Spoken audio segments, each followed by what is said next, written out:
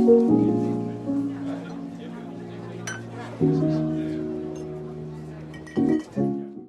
m'appelle Pauline, j'ai 23 ans et je viens tout juste de terminer mes études en art, en design graphique.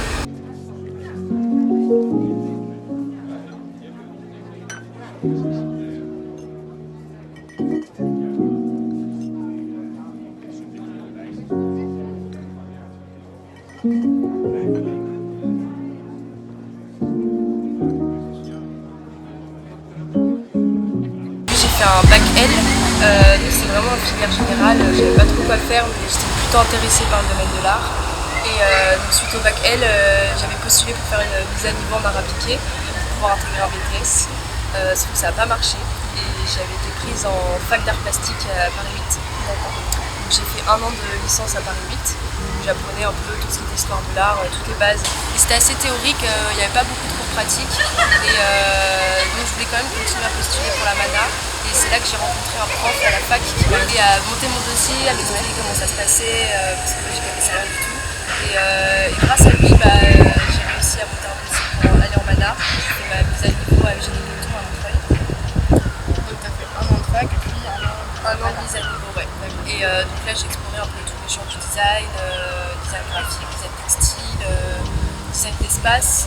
Et c'est là où je me suis rendu compte que je voulais faire du design graphique.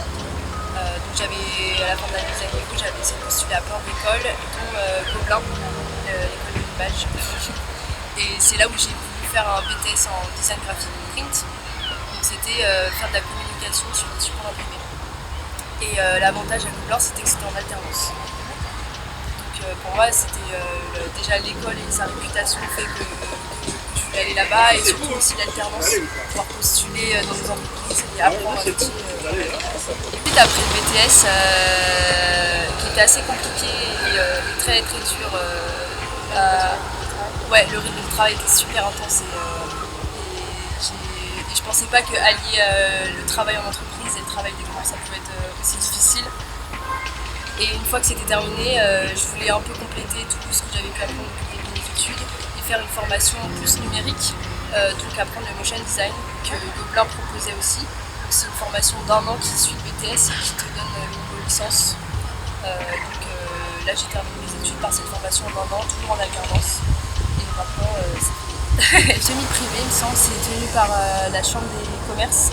Et il y a des formations payantes à Gobelin, comme la plus réputée c'est l'animation ou la photo. Mais en design graphique, tu as la possibilité d'avoir des cours, de faire des formations d'alternance. J'ai pas payé ma formation, c'est l'entreprise qui a payé. Donc les 3 ans que j'ai pu faire à Gobelin, je les ai pas payés et j'étais payée. Mais c'est l'avantage, c'est de pouvoir intégrer une école, on va dire, aussi prestigieuse et sans frais. Parce que s'il n'y avait pas eu l'alternance, j'aurais jamais pu m'offrir un cours là-bas. Les clichés, il y en a eu plein, c'était d'abord sur la fac art plastique. C'est vrai que quand j'ai eu le résultat et je voyais que je devais aller à la fac d'art plastique, je me suis dit, pas comme tout le monde, qu'on n'allait rien faire, que les cours c'était 2 fois par semaine et que le reste du temps on était libre, ce qui est vrai. Mais moi ça m'a permis d'être plus autonome, de vraiment construire mon projet et de travailler avec ce prof là justement pour faire mes projets à côté. Et ça m'a permis aussi de travailler, de trouver des petits jobs à côté pour me payer du matériel ensuite en mise à niveau. Et en fait ça m'a permis d'être autonome, de pouvoir me gérer toute seule et de faire des rencontres, que ce soit à la fac des gens ou des profs. Donc c'est comme tout, de toute façon, la fac ça convient à certaines personnes et pas à d'autres. C'est ça, c'est ça. Moi je sais qu'au début j'étais un peu réticente et au final je suis très contente d'avoir fait 1 an à la fac parce que ça m'a permis d'avoir une certaine expérience pour ensuite continuer mes études. Et en MANA, alors le cliché c'était l'intensité du travail, que en gros tu rattrapes en 1 an les 3 ans du bac STI2A, ouais. Et c'est vrai. Ouais. Je pensais pas que ça allait être aussi difficile au niveau du travail. Et pareil, heureusement qu'on a un rythme aussi intense parce qu'on avait la possibilité de découvrir tous les champs du design. Et le cliché, c'est marrant, c'est le fait d'être en art appliqué, t'as le côté un peu artiste qui dessine, ça va, tu fais des peintures, c'est pas fatigant, mais si en fait on se rend compte à force que c'est pas du travail qui est quantifiable, enfin c'est ça. T'as un exercice, tu commences, tu finis. C'est ça, c'est genre chacun va à son rythme, chacun sa manière de travailler, chacun son univers, Et en fait, c'est toute la réflexion derrière qui est hyper importante et ça demande un travail hyper conséquent. Je pense que pas tout le monde se rend compte dans ma famille. Ouais, ils m'allaient un peu quand ils voyaient que j'étais fatiguée, mais quand ils étaient venus aux portes ouvertes, là ils se sont rendus compte du travail et moi ça m'a rendue hyper fière parce que j'ai pu leur montrer. Ils pouvaient enfin voir le résultat de tout le travail que j'avais pu faire chez moi. Ça m'avait rendue fière. Rythme de travail, t'en as déjà un peu. Ouais. Après, sur le rythme, ça s'est intensifié au fur et à mesure de mes études de la fac. Et au Gobelin, c'est vrai que les Gobelins, on a une image un peu plus positive que la fac d'architecture, que ça. Et du coup, est-ce que tu as été satisfaite de ta formation là-bas, des profs, de l'implication, tout ça? Ouais, faut dire, je pensais pas du tout être prise au Gobelin, de par la réputation. Et en fait, ce qui m'a agréablement surprise, c'est qu'ils laissent leur chance à tout le monde. Ouais. C'est quoi, c'est sur Book? C'est sur Book, t'envoies ton book sur tes travaux personnels, les travaux que tu peux faire avec les logiciels. Ouais. Et ensuite, tu fais un entretien où tu présentes ton book. Et en fait, c'est comme un entretien de motivation. C'est ça. Il n'y a pas de présentation de Non. Et donc, j'étais agréablement surprise d'être prise pour ce BTS. Et en fait, ce qui m'a beaucoup plu à Gobelin, c'est l'accompagnement qu'on a eu pour chercher une alternance. Ils ont vraiment été là tout au réseau. C'est ça. Tu as ce qu'on appelle le Forum Emploi Gobelin, où en fait tu as une adresse mail spécifique de Gobelin et tu peux recevoir des offres d'emploi, des offres d'alternance de la part d'entreprises qui contactent Gobelin pour ça. Tu peux même, il y a même des particuliers qui peuvent contacter Gobelin pour proposer des projets. Et donc du coup, toi tu peux dire j'ai envie de faire ce projet avec toi, et en fait grâce à Gobelin ça forme tout un réseau entre les professionnels et toi, et je trouve que les profs ont vraiment, l'équipe pédagogique ont vraiment été là pour nous dire comment on cherche une alternance, ce qui n'est pas vraiment facile non plus, et être là aussi pour pas qu'on se fasse arnaquer, pour pas qu'on se fasse plus avoir et exploiter. Et donc à chaque fois ils font des rendez-vous, on peut leur parler de nos problèmes, ils sont là, ils appellent, ils sont donc il y a vraiment un suivi de ta vie étudiante en général, sortie, de tout ce que tu as pu faire, aussi bien tes articles que tes cultives. C'est surtout à la fac et en Mana où je faisais beaucoup de sorties culturelles, parce que c'était surtout tourné autour de l'histoire de l'art, donc j'avais beaucoup d'expos, j'allais beaucoup au cinéma, et ensuite à partir du BTS et là du motion design, j'ai eu beaucoup moins de temps. C'était plus des sorties, j'ai beaucoup moins fait de sorties culturelles, c'était plus des sorties avec des amis pour décompresser un peu les cours, j'avais beaucoup moins de temps pour moi. J'ai dû sacrifier, mais j'ai dû faire des choix. Il y avait un BDE et j'étais la secrétaire du BDE pendant 3 ans. Donc, ça te demandait beaucoup de temps ou pas? Non. Au début, je voulais pas y aller et c'est le président qui est venu me voir et m'a demandé si je voulais intégrer l'association parce qu'on avait parlé de moi alors que je venais d'arriver dans l'école, donc je sais pas comment ça s'est fait. Et en fait, non, c'est juste la partie administrative, être là pendant les réunions pour écrire les comptes rendus, être là pour organiser des rendez-vous importants et organiser des soirées. En fait, on avait entre guillemets un rôle officiel, mais chacun essayait d'apporter quelque chose au BDE, d'organiser des trucs, on faisait un peu de tout. Après, sur la poursuite d'études, on a eu quelques cours, mais c'est vrai que c'est pas facile d'essayer de lier le travail plus faire les concours, préparer les dossiers ou même là rentrer dans la vie professionnelle. C'est vrai que c'est dur de mettre en application les cours théoriques et les autres. Tu trouves qu'il y a un fossé entre les cours et maintenant ta vie professionnelle? Non, parce que comme j'ai choisi de faire une formation d'alternance, j'ai eu l'expérience professionnelle où je me suis vite rendu compte de la réalité du métier. Et du coup ça va, enfin ça je suis contente de l'avoir fait parce que c'est vrai que j'aurais peut-être pas passé par l'alternance, je me serais peut-être prise une plus grosse claque en sortant. Je suis contente d'avoir choisi ça, mais on s'y attend jamais vraiment et c'est juste dur de se dire qu'on n'est plus accompagné et qu'on doit sauter dans tout ça. Et des points positifs? Le réseau surtout, c'est aussi pour ça que j'avais espéré rentrer à Gobelin, c'est le réseau, l'accompagnement des profs qui sont vraiment disponibles et là pour toi, et le fait, grâce à la réputation de l'école, pouvoir faire des projets ambitieux avec des professionnels et des grandes agences, des grandes institutions, et du coup tu as de la chance de faire des projets que tu aurais peut-être jamais pu faire dans ta vie, et ça c'est ce qui m'a marqué, c'est les cours en mise à niveau. On a eu quelques cours de PAO, c'est la programmation assistée par ordinateur. On apprenait de manière design, c'est pour la mise en page, il y a Photoshop pour la retouche d'image, c'est de faire un mix d'images. Et donc après en BTS ça s'est un peu étoffé, donc c'est vraiment les cours de PAO au début qui m'ont grave aidé à faire en sorte d'avoir une base pour apprendre tout ça. Et ensuite c'est des cours un peu plus spécifiques comme cette année en motion design où là on a eu des cours d'animation avec un prof d'animation des Gobelins, on apprenait un peu l'animation traditionnelle image par image, comment un personnage se déplace, si c'est un homme ou une femme. On a eu des cours de générique aussi et de prise de vue, enfin c'est des cours un peu spécifiques pour voir un peu la globalité de ce que peut devenir un métier. Et ça c'est des cours qui m'ont beaucoup plu parce que ça donne, même si on fait un projet d'une 2 semaines, ça donne quelques clés que toi si t'as envie tu peux développer ensuite.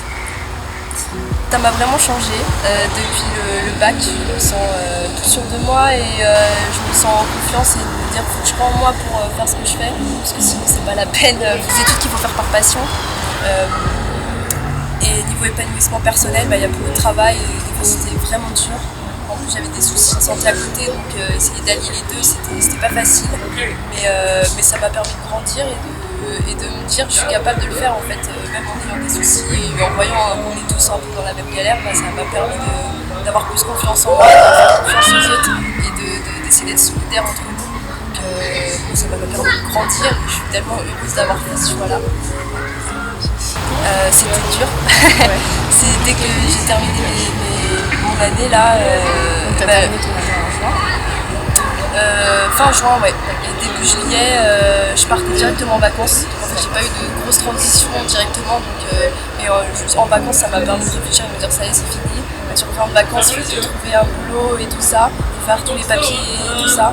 Et donc en fait, la transition était plutôt douce grâce à mes vacances. Mais là, je suis revenue de vacances et c'est un peu dur parce que j'ai dû m'inscrire à Pôle emploi, me créer un statut d'auto-entrepreneur pour me lancer en freelance, trouver des boulots, mettre en avant mes projets, travailler des projets, les diffuser. C'est vrai que c'est beaucoup de boulot et ça fait un peu peur de se dire que maintenant il n'y a plus personne derrière soi. Et puis se dire qu'on va peut-être passer plus de temps à démarcher et à présenter notre travail qu'à avoir du boulot. Et un master, il me semble, tu peux continuer aussi à avoir un master pour pouvoir prétendre au titre de directeur artistique. Mais le fait de continuer ses études, c'est un peu plus pour avoir un salaire que vraiment pour avoir des compétences en plus. Il y en a qui ont décidé d'être freelance, il y en a qui ont décidé de travailler en CDI, d'être en CDD, de mettre tout ça en stand-by, de partir voyager. En fait, ça dépend un peu des gens. Un peu comme dans toutes les études, je pense, si tu as envie de continuer, tu peux. Si tu as envie de faire du freelance. Enfin, c'est ce qui est agréable dans ce métier-là, c'est que c'est un métier facile pour faire du freelance, je pense. Mais tu peux aussi très bien trouver un CDI ou un CDD, même si c'est rare en sortie d'école d'avoir directement un CDI, mais c'est possible. Puisque avec l'alternance, il y a des boîtes qui embauchent directement leurs apprentis en CDI ensuite. Il y a un peu de tout. Pour l'instant, comme je viens de me mettre en auto-entrepreneur, je viens de me mettre sur Pôle emploi. En plus, c'est marrant parce qu'hier, j'ai reçu une proposition de poste sur Pôle emploi. J'étais trop contente, sauf que ça s'avérait être une arnaque. Donc, tu sais, t'as l'ascenseur émotionnel. Et si j'ai peur, forcément, c'est comme tout le monde, je pense, avec mes parents, déjà qui me mettent de la pression sur t'as fini, mais qu'est-ce que tu vas faire? Mais je sais pas, j'essaie. Il y a le gros critique de tu fais des études pour rien, au final, pour ton travail. Ouais. Ouais, c'est sûr. Je pense que si, je vais quand même finir par trouver, je vais trouver des trucs qui me plaisent, mais c'est un truc qui s'installe dans le temps, à se faire son réseau, ses contacts, et trouver ses clients aussi un peu fidèles. Et c'est ce qui prend du temps, et c'est vrai que les débuts sont pas faciles, il faut s'y mettre. Tu as un peu expliqué pourquoi tu avais choisi cette voie, mais maintenant que tu as fini tes études, est-ce que tu peux nous dire est-ce que tu es satisfaite s'il y avait d'autres choses, si tu veux faire autrement, qu'est-ce que tu as fait Avec du recul, je pense que le parcours que j'ai eu en allant de la fac à la Mana, au BTS et tout ça, c'était un bon parcours pour moi, parce que ça m'a permis de prendre le temps d'explorer chaque piste et de me demander ce que j'avais envie de faire. Après, c'est vrai que dans la facilité des choses, plutôt qu'un bac L, j'aurais préféré faire un bac esthétique des arts. Comme ça, j'aurais évité la Mana et j'aurais été directement en BTS.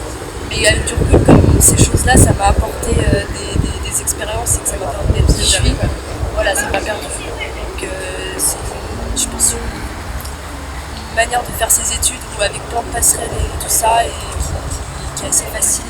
Donc, en fait, je pense que moi, dans les gens que j'ai rencontrés, il y en a des parcours tellement différents. Ouais, c'est ce que j'avais demandé. Est-ce qu'il y a des gens dans ton entourage qui avaient des parcours qui ont fait, je sais pas, médecine, des trucs un peu, et au final, ils se sont redirigés vers. Ouais, dans ma classe, il y en a qui ont 27-28 ans déjà, donc en grosse différence d'âge.